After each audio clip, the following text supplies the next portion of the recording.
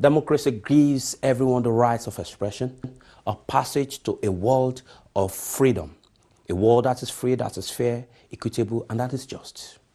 But indeed, how just, fair, and equitable is democracy to the people? How economically free are the people in a world of globalization? Join the discussion, have your say here, live on Ben Television on News Punch. Thank you for joining us on the program. This is Voice coming to you here on Ben Television. My name is Tunde Alabi. As usual, I've got my guest in the studio, Jennifer Obaseki. Jennifer Obaseki is a senior partner at Obaseki Solicitors here in London. On the program today, we'll be taking a look at updates on immigration. Of course, as you know, at a time like this, there will be developments on immigration matters, either increasing fees or immigration statements from the Secretary of State, or the other issues that may affect your immigration matters in the United Kingdom. So on this show, we look at this issue plus other legal matters that may be of concern to you here in the United Kingdom. Could be civil or criminal matter, could be property, and as far as it's legal matters, that's what we take a look at on the show. And Jennifer Obaseki has been on this show giving our community the basic advice, what you need to know if you've been watching this program and if you're concerned about legal matters in the United Kingdom. My name is Tunde Alabi. One more time, my guest Jennifer Obaseki. On the show today, as Britain prepares to finally visit the European Union, what should you be considering as either an immigrant or you are resident in the United Kingdom as European citizen, exercising your treaty right, or we consider other updates that may affect you if you're a British citizen, you work in the parts of European countries, or you are EU working in the United Kingdom, or even you are into businesses and you bring in labor workers from other European countries into your work. How would this Brexit constitution affect you? What laws would change? What are the things that may impact on you? Follow us on this program. Talk us through what has changed or what will be changing in a couple of days, months, as Britain consider finally leaving the European Union. Well, we've had so many announcements as to things being nearly ready and a deal nearly being done. But what has been confirmed by Theresa May is that then you should try and do it under the EU rules, which will enable you pay the £65 application. But don't forget, because Britain is leaving the EU, number one, it's going to be abolished from March. There hasn't been clarity on it. So in my mind, I'm just thinking they haven't spoken about it. So let's just try and make sure anybody who can't afford the usual FLR applications, but you're caring for somebody that is a European national or British, then you might be able to make this application at the cheaper rate. But what you have to remember is it doesn't always lead to you getting indefinite leave to remain. You have to remember it may also preclude you from claiming some certain benefits. So it's essential again that you get some comprehensive advice on your situation, but do it quickly because time is fast running out. Right, let's go back a little bit backward to, let's go back a little bit to immigrants that are in the United Kingdom. They have overstayed their time. Mm-hmm. Before now, it used to be 14 years for long residency application. Now it's moved to 20 years. But it appears to be a very difficult order for people to cross 20 years waiting time.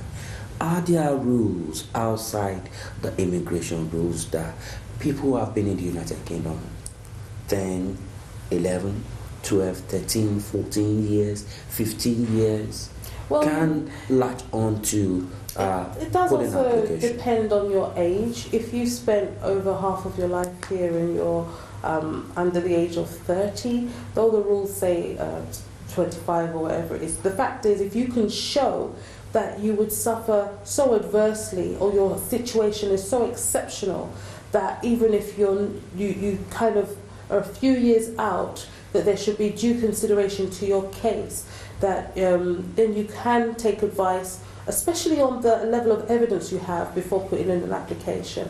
But if you're shy of the 20 years, which is what you're asking, if you're completely shy of it by more than 5 years, then again, if the country you're coming from is unstable, or you're going to suffer some harm if you're going to be returned, if you're at risk from a form of harmful traditional practice, whether it's forced marriage, whether it's a land rights issue, you go and explain this to your lawyer so your lawyer knows how best to put in an application for you.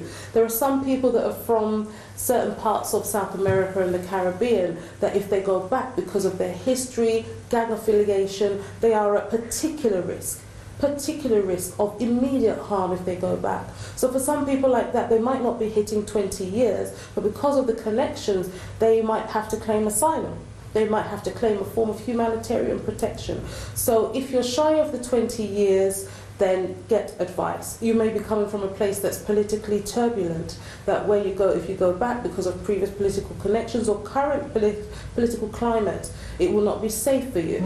So again, it's about taking proper and comprehensive advice. Taking proper and comprehensive advice. Let's quickly go back to the kind of advice people get from lawyers, from solicitors, when they approach them with their immigration matters. Look, I've been in this country 10 years, so can you do for me? What are my prospects? What can I do? And you said, lawyer said, oh, alright, we can put an application for you on ground of human rights. That's a common one. We can put application for you on, well, have you had history of domestic violence? Leave it to me, I will package it. Or just leave it. What can you say to people to properly consider before they part with their hard and money? We have said it again very repeatedly. Number one, you've got to make sure the person you're going to is experienced and qualified.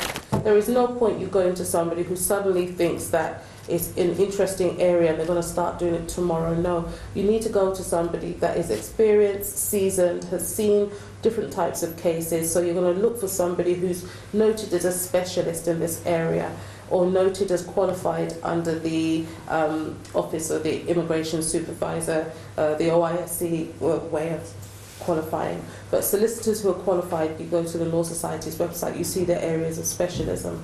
Secondly, you make sure the person has insurance and is working in an office. Don't just go to somebody that is casually either in your church or your mosque. Why? Because this is a professional and formal enterprise. You must not be speaking to somebody that's not in a confidential area, that doesn't comply with GDPR, that's not registered with the Information Commissioner's Office. You must be doing this in a proper way, and so that your work, that the documents you give people is covered by the requisite level of insurance and covered by the requisite correct professional practices. Thirdly, you have to also make sure that you get a proper letter of engagement, a letter that outlines what you have said and what you've been advised, and how long and how much this, let's say, case is going to cost. You have to have defined routes of advice, okay? It's not a buffet. I can either do human rights, I can either do this or do that for you. Sometimes cases do have different routes, don't get me wrong, but if somebody is saying to you, I'm going to make an application for you, number one, you need to know the application that's being made, how you qualify for that application, whether you meet the criteria. There is no point somebody making an application for you if you do not meet the criteria. It means that you're giving them 1,000 plus 533, or when the money goes up, it will be £2,033 to make an application for you which you will not qualify for. That's really, really not wise. Secondly, you have to also think about your full options. Some people don't think about returning home. And I know the political climate in some countries is unstable, but if you think about that amount of money, and you think about maybe adding to it the money that you can get from the Home Office if you're leaving voluntarily, then you may have close to £4,000 or more in order to establish yourself back home. Some people say, oh, that's not a lot of money, but it can go towards a rental deposit, it can go towards getting a particular machine to help you start a business. Is it better than staying here with no ability to work and also being landlocked, no ability to travel for years and years, only to be detained and removed? The other thing that we've seen is the rate at which people are removed is very fast. You know, there is an agreement between countries on really an understanding when people are being removed administratively and the notice that needs to be given. So within almost 3 days of you being detained, you should be given notification if you're being administratively removed, meaning that you've exhausted all of your appeal options. You have no outstanding applications or representations, and then the UK government can remove you. So they can give you notification of the airport you're going to within 24 hours. But the thing is, the process happens so fast, and I always say to people, you want to be in control of how your story ends. So why not take control of that? If you know you've exhausted all of your options and you've been to a lawyer and they've said, look, if you don't qualify for these applications, I don't want to have to take £2,000 from you to get you nothing, then why not take control of your destiny by arranging your travel certificate and leaving voluntarily, knowing that you can try and come back at a later date when you've actually managed to stable yourself in another country or in your country of origin. Don't downtrod it as a non-option when it could be the most viable option and a way for you to maintain control of your life. It can be a very stressful process also. There has been news in the press about people being wrongfully detained, and yes, if you have outstanding submissions to the Home Office and they detain you and you have merit in your outstanding applications, it can be determined that your detention is wrong. If also you are mistaken, excuse me, sometimes the Home Office mistakes people's identity or don't believe that maybe they're European nationals and have detained them. If you've been in this situation, very important you get very good advice, because you can get compensation for wrongfully being detained, and it is quite a lot of compensation. The last thing I wanted to speak to people about today is the actual processing of applications. There is a very intense level of interviewing that's going to be going on. And this is because the Home Office have concentrated this year on dealing with the cycle of EU applications for residents that have come in because of the fact that we're going to be leaving the EU. But the applications such as asylum and other applications that are not so straightforward have kind of sat on the back burner and not really been assessed and processed as quickly, especially asylum applications. And then EU dependency applications where the Home Office is not sure of the relationship. They are also calling for interview at Liverpool. Now, asylum interviews, some are being asked to be done to camera, not in front of human beings. If you have an immigration interview, number one, make sure that you go to your lawyer in order to prepare you for what you're about to go through. You're going to be asked questions about your case. The person that's interviewing you, if you meet a human being, is going to want to know your history, check that the facts are correct, check that it's still not safe for you to go back if it's asylum, and things like that. But if it's on camera, it's important, because you may not be prompted, for you to actually try to remember to say the important things. So if you're given a headset and people are asking you questions in your ear, it's not a very usual process. So people may be a bit daunted, a bit thrown by such activity. So it's important that your lawyers prepare you for interviews. Same as couples that are going for interviews because maybe they feel that there's uncertainty or there's conflict in their or in the application, something's not clear. Some of the questions that are asked are very, very unsettling. For example, do you remember what side of the bed you got out of this morning? They might ask the wife, what side of the bed does your husband sleep on? Ask the husband, what side of the wife? What did you have for dinner yesterday? What size of shoes is your husband? Things like that we take as common play. And honestly, in different cultures, it's not really common questions that a wife may or a husband may even know the answer to. So again, preparing for interviews is essential, whether it's an interview with a person or an interview to camera. And as I've said, if you're being asked questions about why you can't go back to a country, and maybe your application has been sitting in the Home Office for 4 years, 3 years, and the Home Office is trying to ascertain whether there's still a risk presented to you, why should you still be, at fear of going back? It's important that you look up the current situation, maybe find new evidence or current evidence to show risk. But either way, get prepared. I think we're running out of time, but let me ask you this question just in 2 minutes. If somebody has been in this country between 10 and 15 years and all of a sudden receives, having exhausted all legal routes, and then receives a letter to be administratively removed, and you've been in the country 12, 13 years, is that justified? Will the removal be justified? Obviously, can it be challenged? You've been away from your home country. Yes, it's not 20 years, but you have to make representation. Even the High Commission of the receiving country accept such a removal? Well, the number one, the embassy has to check whether that is truly a citizen of their country. Number two, they have to usually they make an interview as to whether to assess that person as one, a national of their country, and two, whether to honour the Home Office's request to issue a travel warrant.